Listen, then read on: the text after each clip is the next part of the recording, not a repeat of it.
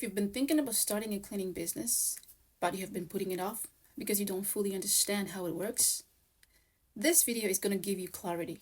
I'm going to show you how to turn cleaning into a real income stream. And more importantly, I'm going to show you how to break it down, what each type of cleaning business involves, how you make money from it, and what you need to do to start properly.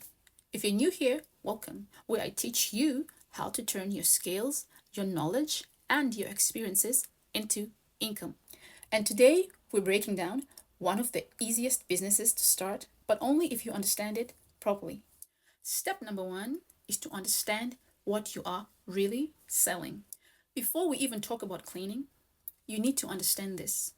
You are not selling cleaning, but you are selling time, convenience, and peace of mind. And that's why people pay. You are solving a problem that people will always have. Step number two, understanding different types of cleaning businesses. So I'm going to break this down properly so you understand what each one means. The first one is residential cleaning. So residential cleaning means you're cleaning people's homes. These can be apartments, houses, or condos. So what you actually do as a residential cleaner is you maintain a home so that it's clean and livable. So the tasks include dusting surfaces, vacuuming carpet, mopping the floors, cleaning the bathrooms, including toilets, sinks, and showers, and cleaning kitchen surfaces. So types of cleaning within residential cleaning include regular cleaning and deep cleaning. So residential cleaning is good for beginners because it's easy to start, it has low startup costs, and it's easier to find your first customers. So number two is moving in or moving out cleaning. This is a specific type of residential cleaning, but it's more detailed and it pays more. So this kind of cleaning happens when someone is moving into a new home or when someone is moving out and needs to leave the place clean. So what makes this kind of cleaning different is that you're not just cleaning the surfaces, you're cleaning everything. So with this type of cleaning, it can include things like inside the cabinets and drawers, inside fridges, ovens, and appliances, baseboards, doors, and walls, and deep floor cleaning. So this kind of cleaning pays more because it takes longer, it requires more effort, and it's usually urgent, and clients are willing to pay more for this kind of cleaning. So number three is commercial cleaning. Commercial cleaning means you are cleaning business spaces instead of cleaning homes.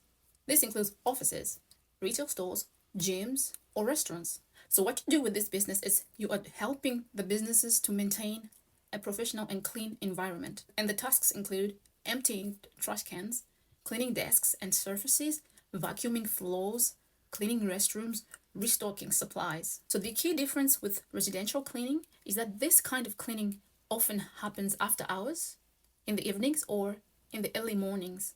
And often there are ongoing contracts with these kind of businesses. So the number one advantage of this type of cleaning is that instead of finding new clients every week, businesses pay you regularly because you have a contract with them. So number four is specialized cleaning. So these are services that require special tools or special skills. For example, carpet cleaning. You use specialized carpet cleaning tools to deep clean carpets and remove stains. Another example is pressure washing. This is where you clean driveways, walls, and outdoor surfaces. Another example is window cleaning. So window cleaning is especially profitable if it's offices or tall building cleaning. So with specialized cleaning, equipment is required, but it allows you to charge more. Number five is mobile car detailing. This is about bringing the service to the customer. So this is where you go to the client and clean their car. Another example is laundry pickup service. This is where you go and collect clothes, clean them up, and then return them. This kind of business works because you are selling convenience, and convenience equals to higher pricing potential. Number three, what you actually need to start a cleaning business. So to start a basic cleaning business, you need cleaning cloths, mops and buckets, a vacuum cleaner, and cleaning products. And that's it. The good thing about starting a cleaning business is you don't need to wait until everything is perfect.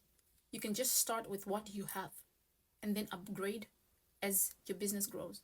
So I've listed all the tools that you need to get started with a cleaning business in my full blog post. I will leave the link in the description. So the next step is pricing. Now let's talk about getting paid properly when it comes to a cleaning business.